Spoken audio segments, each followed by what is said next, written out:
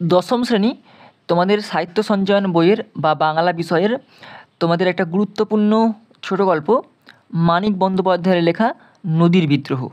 আমরা এই গল্পটা সুন্দর করে পড়ি, বোঝার চেষ্টা করব লাইনগুলো, এবং এই গল্প সম্পর্কে সম্পূর্ণ তথ্য এবং কী কী প্রশ্ন পরীক্ষায় আসবে আমরা সম্পূর্ণ কিছু কিন্তু আলোচনা করব।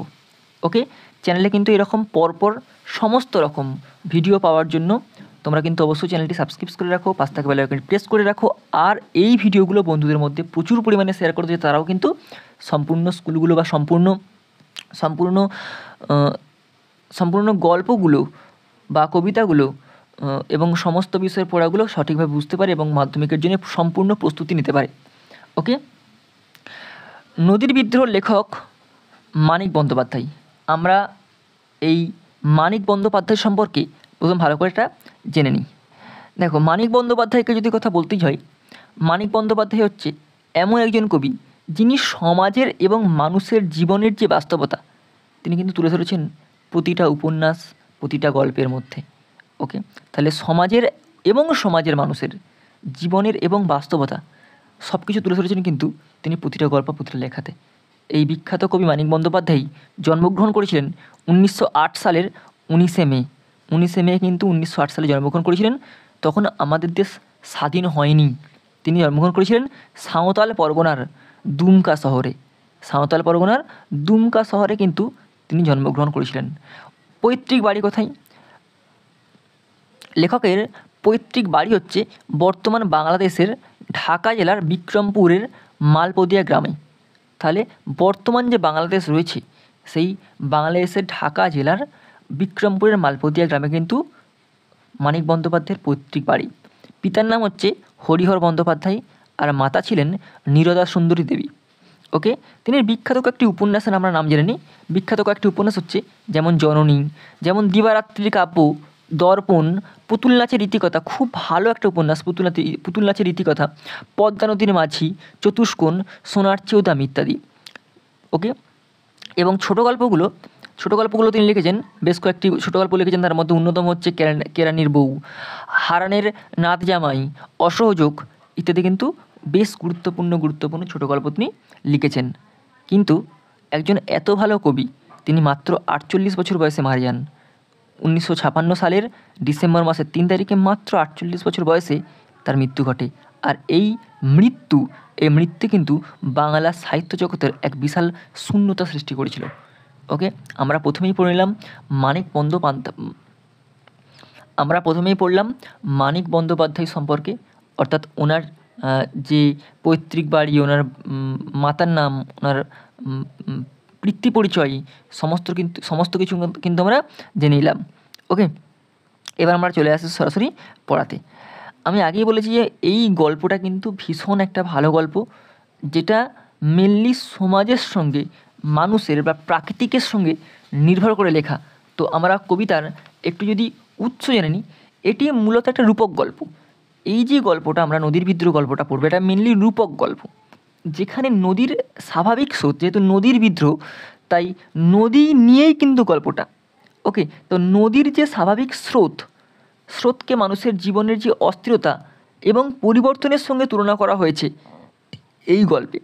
এটা এই যে গল্পটা, ছোটো গল্পটা, এটা অতসীম আমি ও অন্যান্য গল্প নামক একটা সংকলন প্রকাশ হয়েছিল, সেখান থেকে কিন্তু এই নদীর বিদ্রোহটা পাওয়া যায়।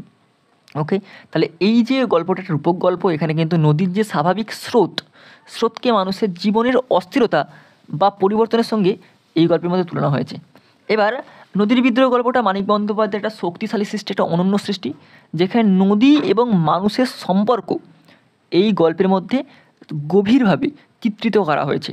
তাহলে যেখানে নদী এবং মানুষের যেটা সম্পর্ক, নদী মানে এখানে প্রাকৃতিক পরিবেশকে তুলনা করেছে এবং তার সঙ্গে মানুষ্য সৃষ্টি কিছু জিনিস সেগুলোর সঙ্গে তুলনা করা হয়েছে। এর যেটা গভীর চিত্র এই গল্পে কিন্তু চিত্রিত করা হয়েছে। গল্পের মূল চরিত্র ছিল নদের চাঁদ। গল্পের মূল চরিত্রে আছেন নদের চাঁদ, যিনি একজন স্টেশন মাস্টার। তার নদী সম্পর্কে ভালোবাসা এই গল্পে কিন্তু ফুটে উঠেছে। আমরা এই গল্পটা সম্পূর্ণ পড়ে আমরা বোঝার চেষ্টা করি। আমরা প্রথমে দেখতে পাচ্ছি 4:45 প্যাসেঞ্জার ট্রেনটিকে রওনা করিয়া দিয়া নদের চাঁদ নতুন সহকারীকে ডাকিয়া বলল, আমি চললাম হে। তাহলে আমরা প্রথম লাইনেই যে গল্পের যে মেন চরিত্র নদের চাঁদ তাকে আমরা দেখতে পাচ্ছি। ওকে, তাহলে আমরা গল্পের যে মূল চরিত্র নদের চাঁদ আমরা কিন্তু তাকেই প্রথমেই পেয়ে গেলাম, এবং তিনি যে স্টেশন মাস্টার সেটা আমরা প্রথমেই পেয়ে যাচ্ছি, কারণ তিনি 4:45 প্যাসেঞ্জার ট্রেনটিকে তিনি রওনা করেছেন। ওকে, নতুন সহকারী একবার মেঘাচ্ছন্ন আকাশের দিকে চাহিয়া বলিল, আজ্ঞে হ্যাঁ। নদের চাঁদ বলিল, আর বৃষ্টি হবে না, কি বলো? তো নদের চাঁদ তাকে জিজ্ঞাসা করলো, অর্থাৎ এই যে কোশ্চেন মার্ক দেওয়া আছে, প্রশ্নসূচক চিহ্ন দেওয়া, জিজ্ঞাসা চিহ্ন দেওয়া আছে, এখানে প্রশ্ন করছে। নদের চাঁদ বলিল, আর বৃষ্টি হবে না, কি বলো? নতুন সহকারী একবার জলময় পৃথিবীর দিকে চাহিয়া বলিল, আজ্ঞে না। তাহলে নতুন সহকারী যিনি ছিলেন তিনি কিন্তু প্রচণ্ড বৃষ্টি হয়েছে এবং সেই বৃষ্টির সময় চারিদিকে জলমগ্ন হয়ে গেছে, সেই জলমগ্ন পৃথিবীর দিকে চাহিয়া বলিল, আজ্ঞে না। ওকে, এবার চলে আসি। নদের চাঁদ লাইন ধরিয়া 1 মাইল দূরে নদীর উপরকার ব্রিজের দিকে হাঁটতে লাগিল। 5 দিন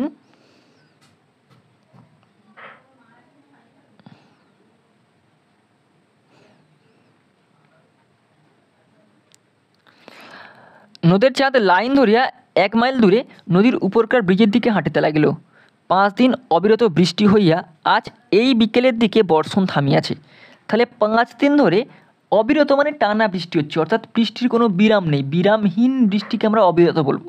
তাহলে 5 দিন টানা বা অবিরাম বা বিরামহীন বৃষ্টি চলছে, এবং এত পরিমাণ বৃষ্টি হয়েছে যে চারদিকে জলমগ্ন, এবং আজ বিকেলের একটু বর্ষণ মানে একটু বৃষ্টি কমেছে। 5 দিন নদীকে দেখা হয় নাই। তাহলে এখানে 5 দিন নদীকে দেখে নাই বা দেখেনি। নদের চাঁদ ছেলে মানুষের মতো উৎসুক বোধ করতে লাগিল, অর্থাৎ নদের চাঁদ ছোট বাচ্চার মতো উৎসুক করতে লাগলো। আকাশে যেমন মেঘ করিয়া আছে, হয়তো আবার কিছুক্ষণের মধ্যেই প্রবল ধারায় বর্ষণ শুরু হইয়া যাইবে, অর্থাৎ আকাশে এখনও এত পরিমাণ মেঘ করিয়া আছে, হয়তো কিছুক্ষণের মধ্যে আবার বৃষ্টি শুরু হয়ে যাবে। তা হোক, ব্রিজের এক পাশে আজ চুপচাপ বসিয়া কিছুক্ষণ নদীকে না দেখিলে সে বাঁচিবে না। তাহলে এখানে নদের চাঁদ কিন্তু সে নদীকে ভালোবাসত, এবং নদীর সঙ্গে তার যেটা প্রেম রয়েছে বা ভালোবাসা রয়েছে, আমরা কিন্তু এই গল্পের এই লাইন থেকে বুঝতে পারছি যে নদী দেখার তার কতটা ইচ্ছা বা নদীর প্রতি তার কতটা ভালোবাসা, এই লাইন থেকে আমরা বুঝতে পারছি। 5 দিনের আকাশ ভাঙা বৃষ্টি না জানি নদীকে আজ কি অপরূপ রূপ দিয়াছে। তাহলে 5 দিনের যে আকাশ ভাঙা বৃষ্টি হয়েছে, হয়তো নদের চাঁদ সেটা মনে মনে কল্পনা করে বলছে, না জানি নদীকে আজ কী অপরূপ রূপ দিয়েছে। এখানে জিজ্ঞাসা চিহ্ন দিয়েছে, মানে তখনও কিন্তু নদের চাঁদ যায়নি, অর্থাৎ সে কিন্তু যেতে যেতে ভাবছে বা মনের মধ্যে অনুভব করছে। দুদিকে মাঠঘাট জলে ডুবিয়া গিয়াছিল। রেলের উঁচু বাঁধ ধরিয়া হাঁটিতে হাঁটিতে দুপাশ চাইয়া নদের চাঁদ নদীর বর্ষণ স্পুষ্ট মূর্তি কল্পনা করিবার চেষ্টা করতে লাগিল। অর্থাৎ হাঁটতে হাঁটতে সে তার মনের মধ্যে কিন্তু এই যে নদীর যে বর্ষণস্পুষ্ট মূর্তি বা নদীর যে বর্তমান রূপ 5 দিনের বৃষ্টির পর, সেটা সে কল্পনা করতে চেষ্টা করছিল। 30 বছর বয়সে নদীর জন্য নদের চাঁদের এত বেশি মায়া একটু অস্বাভাবিক। ওকে, কেবল বয়সের জন্য নয়, ছোট হোক তুচ্ছ হোক, সে তো একটা স্টেশন মাস্টার। দিবারাত্রি মেল, প্যাসেঞ্জার আর মালগাড়িগুলির তীব্র বেগে ছুটাছুটি নিয়ন্ত্রিত করবার দায়িত্ব যাহাদের, সেও তো তাদেরই একজন। নদীর জন্য এমনভাবে পাগল হওয়া কি তার সাজে? এখানে কিন্তু একটা স্টেশন মাস্টারের যে দায়িত্ব, সেই স্টেশন মাস্টারের দায়িত্ব এখানে কবি কিন্তু উল্লেখ করছেন যে সারাদিন বা দিবারাত্রি যে মেল, প্যাসেঞ্জার, মালগাড়িগুলো তীব্র বেগে ছুটে চলছে, তাদের নিয়ন্ত্রণ করতে হবে, পুরো স্টেশনের দায়িত্ব তার কাঁধে। সেটা কিন্তু সে হয়তো কিছুক্ষণের জন্য ভুলে গেছে নদীকে দেখার জন্য। নদের চাঁদ সব বোঝে, নিজেকে কেবল বুঝতেই পারে না। নিজের এই পাগলামিতে যেন আনন্দই উপভোগ করে।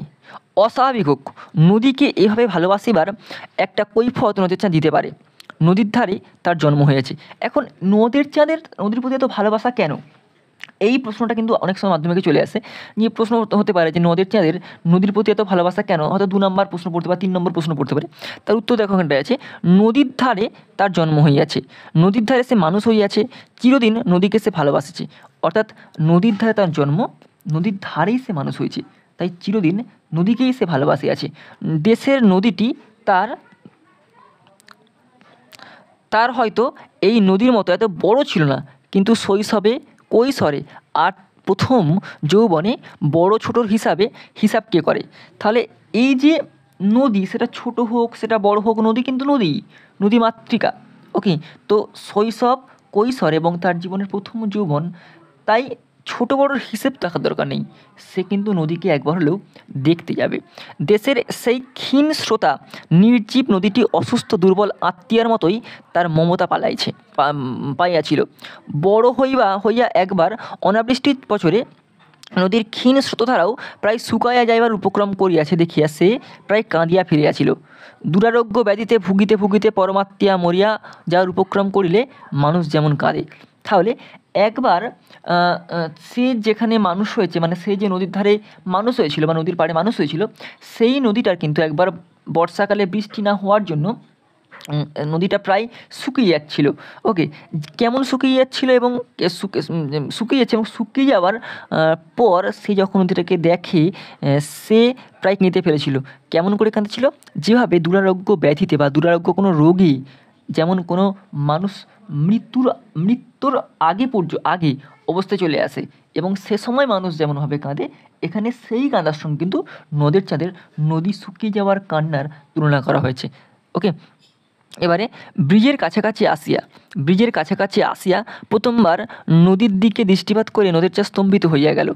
5 দিন আগেও বর্ষার জলে পরিপুষ্ট নদীর পঙ্কিল জলস্রোতে সে চাঞ্চল্য দেখিয়া গিয়াছে, কিন্তু সে চাঞ্চল্য যেন ছিল পরিপূর্ণতার আনন্দ প্রকাশ।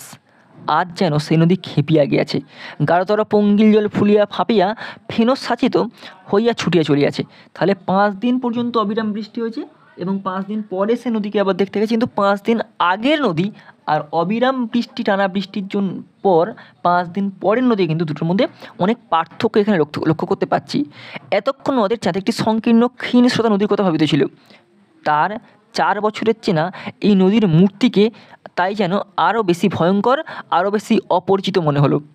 ব্রিজের মাঝামাঝি ইট, সুরকি আর সিমেন্টের গাঁথা ধারক স্তম্ভের শেষ প্রান্তে বসিয়া সে নদীকে দেখে। আজও সেইখানে গিয়া বসিল। নদীর স্রোত ব্রিজের ওই দিক ধারক স্তম্ভগুলি বাধা পাইয়া ফেনিলেও আবারও রচনা করিতেছে। এত উঁচুতে জল উঠিয়া আসিয়াছে, মনে হয় ইচ্ছা করিলে বুঝি হাত বাড়িয়া স্পর্শ করা যায়। ওকে, তাহলে আজকে সে যখন সেই ব্রিজের একদম শেষ প্রান্তে গিয়ে বসলো, নদীটা এত বেশি জলে পূর্ণ হয়ে গেছে বা এত বেশি জলোচ্ছ্বাস দেখাচ্ছে, তার মনে হচ্ছে যেন সে জলের মধ্যে হাত দিয়ে একটু স্পর্শ করে। নদীর চাঁদ ভারী আমোদ প্রমোদ বোধ হইতে লাগিল। পকেট খুঁজিয়া পুরাতন একটা চিঠি বাহির করিয়া সে স্রোতের মধ্যে ছুঁড়িয়া দিল। চোখের পলকে কোথায় যে অদৃশ্য হয়ে গেল চিঠিখানি। উন্মত্ততার জন্যই জলপ্রবাহকে আজ তার জীবন্ত মনে হয়ে যাচ্ছিল। তার সঙ্গে খেলায় যোগ দিয়া চিঠিখানি যেন তাড়াতাড়ি লুকিয়া ফেলিয়াছে। তাহলে সে যখন বসার পর সেখানে তার পকেট থেকে একটা চিঠি বার করে সেটাকে টুকরো টুকরো করে সে জলের মধ্যে ফেলে দিল, এবং কয়েক সেকেন্ডের মধ্যে এত পরিমাণে স্রোত বইছে যে সেই চিঠির টুকরো টুকরো কাগজগুলো সব যেন সঙ্গে মধ্যে লুকিয়ে পড়ল। 2 দিন ধরিয়া বাহিরের অবিশ্রান্ত বর্ষণের সঙ্গে সুর মিলিয়ে নদের চাঁদ বউকে প্রাণপণে একখানা 5 পৃষ্ঠাব্যাপী বিরহ বেদনাপূর্ণ চিঠি লিখিয়াছে। চিঠিটি পকেটে ছিল। তাহলে এই যে 5 দিন বৃষ্টি হচ্ছে, 5 দিনের শেষ 2 দিনের বৃষ্টির মধ্যে সে ঘরের মধ্যে বসে সে কিন্তু 5 পৃষ্ঠার একটা চিঠি লিখেছিল তার স্ত্রীকে দেওয়ার জন্য। ওকে, সেই চিঠিটা শুধু চিঠি নয়, সাথে বিরহ ও বেদনাপূর্ণ একটা চিঠি লিখেছিল তার স্ত্রীকে দেওয়ার জন্য, এবং সেই চিঠিটাই কিন্তু তার পকেটে ছিল। একটু মমতাবোধ করিল বটে, কিন্তু নদীর সঙ্গে খেলা করার লোভটা সে সামলাইতে পারল না। একখানি পাতা ছিঁড়িয়া দুমড়িয়া মুচড়িয়া জলে ফেলে দিল। তাহলে সে কী করলো, তার যে সেই স্ত্রীকে লেখা বেদনাপূর্ণ বা বিরহপূর্ণ চিঠিটা, সেটা 5 পৃষ্ঠা চিঠিটা একখানি পৃষ্ঠা নিল এবং সেটা সে নদীতে ফেলে দিল। তারপর নামিল বৃষ্টি। সে কি মুষলধারা বর্ষণ! ঘণ্টা 3 বিশ্রাম করিয়া মেঘের যেন নতুন শক্তি সঞ্চিত হইয়াছে। নদীর চাঁদ বসিয়া ভিজিতে লাগিল, উঠিল না।